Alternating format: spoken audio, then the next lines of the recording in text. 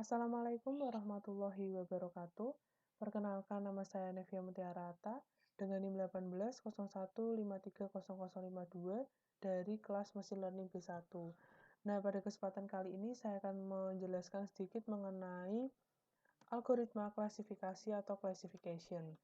Nah, apa itu algoritma klasifikasi atau classification? Jadi, classification adalah suatu pengelompokan data di mana data yang digunakan tersebut mempunyai kelas label atau target. Sehingga algoritma-algoritma untuk menyelesaikan masalah klasifikasi ini dikategorikan ke dalam supervised learning atau pembelajaran yang diawasi. Maksud dari pembelajaran yang diawasi adalah data label atau target ikut berperan sebagai supervisor atau guru yang mengawasi proses pembelajaran dalam mencapai tingkat akurasi atau presisi tertentu. Nah, tipe model klasifikasi di sini ada dua. Yang pertama ada binary classification. Jadi binary classification ini adalah jika nanti kategori dalam target variabel hanya ada dua, semisal 0 dan 1, yes dan no, x dan y, dan sebagainya. Kemudian tipe model klasifikasi yang kedua ada multi-class classification. Jadi multi-class classification ini memiliki lebih dari dua kategori pada variabel targetnya. Nah, selanjutnya ada algoritma-algoritma yang bisa digunakan untuk menyelesaikan masalah klasifikasi, yaitu ada yang pertama ada support vector machine atau SVM, yang kedua ada naive Bayes, yang ketiga ada k-nearest neighbor atau KNN, kemudian yang keempat ada decision tree. Nah, klasifikasi dengan KNN atau k-nearest neighbors. KNN adalah model machine learning yang dapat digunakan untuk melakukan prediksi berdasarkan kedekatan karakteristik dengan sejumlah tetangga terdekat. Nah, prediksi yang dilakukan dengan menggunakan KNN ini dapat diterapkan baik pada classification maupun regression task. Nah, selanjutnya kita langsung praktek saja menggunakan Kaggle.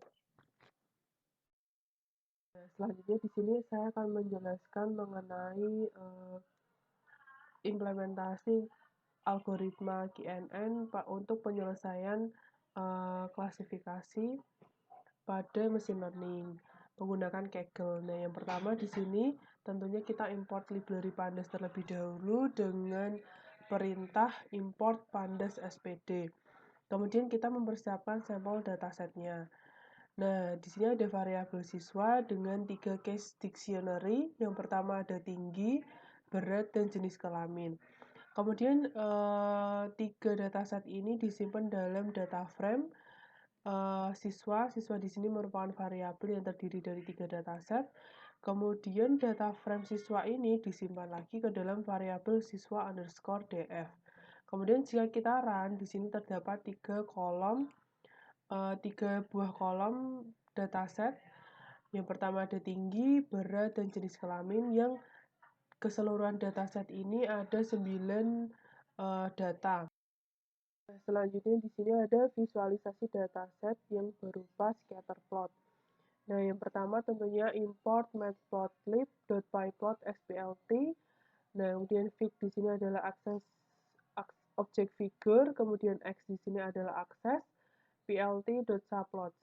Kemudian for jk jika di sini adalah jenis kelamin, din siswa df atau akan ditampung di variabel siswa, grup PJK atau diurutkan berdasarkan jenis kelamin. Kemudian X scatter, D tinggi, D berat, label, jenis kelamin. Jadi PLT legend-nya di sini kita taruh di sebelah kiri dan jika kita memanggil legend-nya tidak menggunakan label, maka yang muncul hanya akan warna biru dan orange saja. Tetapi jika kita menggunakan label sama dengan JK di sini, maka akan muncul keterangan biru adalah pria dan orange adalah wanita. Kemudian di sini scatter plotnya saya beri judul data tinggi dan berat badan siswa SMA 1. Kemudian sumbu X-nya di sini X label adalah tinggi badan, kemudian sumbu Y-nya adalah berat badan. Lalu plt.grid_true-nya di sini untuk memunculkan grid-gridnya ini. Kemudian plt show di sini untuk menampilkan scatter plotnya. Nah, untuk tahap selanjutnya adalah pre-processing dataset. Kita akan mengubah tinggi dan berat konversikan ke NumPy array, kemudian jenis kelamin juga kita akan konversikan ke NumPy array yang akan ditampung pada ytrand, kemudian tinggi dan berat akan ditampung pada variabel xtrand. Nah, langkah yang pertama adalah import NumPy snp, kemudian kolom tinggi dan berat kita jadikan ke NumPy array yang akan ditampung ke variabel xtrand, kemudian kolom jenis kelamin kita akan konversikan ke NumPy array yang akan ditampung pada ytrand, variabel ytrand. Kemudian jika kita run akan muncul xtrand yang berisi tinggi dan berat. Ini adalah sudah bertipe data numerik, kemudian ytrand di sini adalah masih bertipe data string. Nah, xtrand di sini merupakan data feature, kemudian ytrand di sini adalah data target. Nah, data xtrand yang berupa numerik, tipe data numerik ini sudah siap untuk diolah ke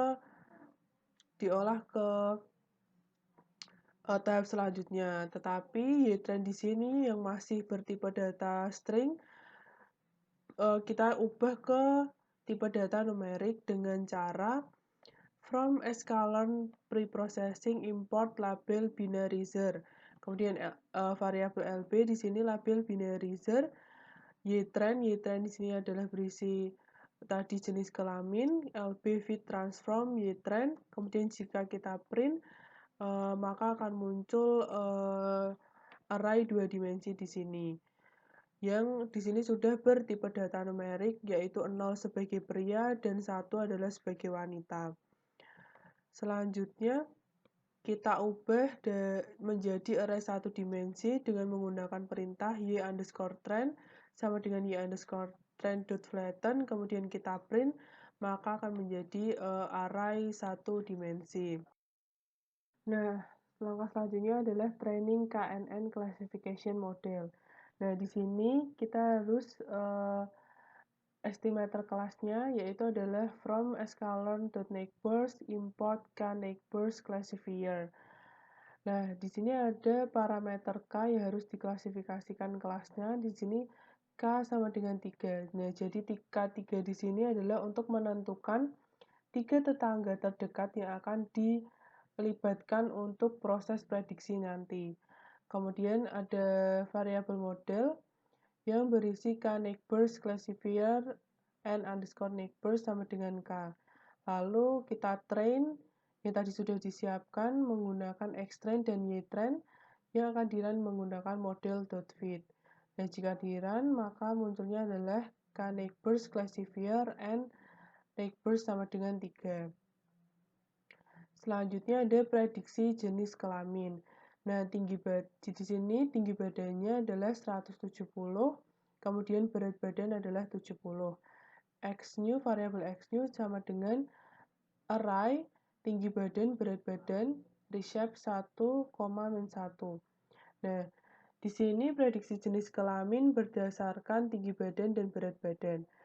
Jadi, jika kita run, maka munculnya adalah array 170 yang tinggi badan, kemudian berat badan adalah 70.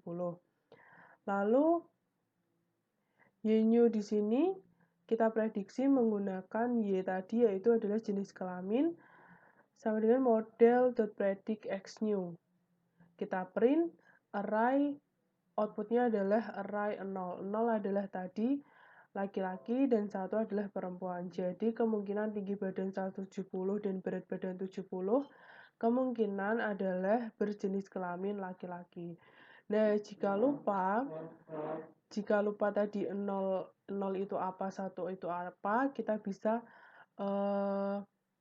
memanggil lagi dengan perintah lb.inverse_transform y_new, kemudian kita run, akan muncul array.pria. Jadi di sini 0 adalah pria. Selanjutnya kita visualisasi nearest neighbors pada prediksi tambahan tadi yang sudah kita prediksi. jenis kelamin berdasarkan tinggi badan dan berat badan. Pertama-tama kita panggil subplots-nya untuk mendapatkan objek figur dan aksesnya. Lalu langkah-langkahnya kurang lebih sama seperti yang sudah saya lakukan di awal tadi. Lalu di sini saya akan menambah marker baru pada scatter plot saya dengan tinggi badan di sini sumbu X, kemudian berat badan adalah sumbu Y. Kemudian markernya saya beri S, yaitu square, karena saya akan membentuk kotak. Kemudian colornya adalah red. Lalu label dari markernya adalah misterius. Selanjutnya legend PLT legend di sini tetap sama, saya taruh di sebelah kiri dengan lokasi upper left. Kemudian judulnya atau title dari scatter plotnya tetap data tinggi dan berat badan siswa SMA 1. Kemudian sumbu X-nya adalah tinggi badan, lalu sumbu Y-nya adalah berat badan. Grid-nya di sini untuk memunculkan garis-garisnya, lalu PLT show adalah untuk memunculkan scatter plotnya.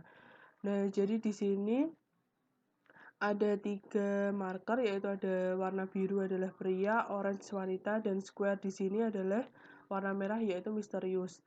Di mana tadi tingginya adalah 170, kemudian berat badan 70, itu masuk ke dalam jenis kelamin laki-laki, karena di sini K3 tadi yang untuk menentukan 3 tetangga terdekat yang akan dilibatkan untuk prediksinya. Di sini ada ini ada 3 tetangga terdekat, yaitu warna biru yang berarti pria, yaitu 1 di sini, 2 dan 3 yang tetangga terdekat dari si square merah misterius ini. Nah, mungkin itu dulu yang bisa saya sampaikan. Kurang lebihnya jika ada salah kata atau kekurangan, mohon dimaafkan.